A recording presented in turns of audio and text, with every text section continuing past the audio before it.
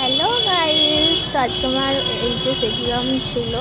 তো আমার এক্সাম বেশ ভালো হয়েছে, সে কারণে দাদা আমাকে নিয়ে এসেছিলো নিরালা।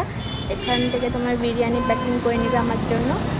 এরকম ভাই দরকার লাইফে, যে সামান্য এক্সাম ভালো হওয়ার জন্যই। তো এদিকে মা যাচ্ছে, দেখে টোটো করে দেখো, টোটো করে মা গেল, মা দেখতে পাইনি কিন্তু আমাদেরকে। তো আমি এখন বিরিয়ানিটা নিয়ে নিই, আর তোমাদের সাথে আবার দেখা হচ্ছে বাড়ি গিয়ে। তো সবাই দোয়া করো, আজকে প্রথম পরীক্ষা ছিল বাংলা, আমার বেশ ভালো হয়েছে।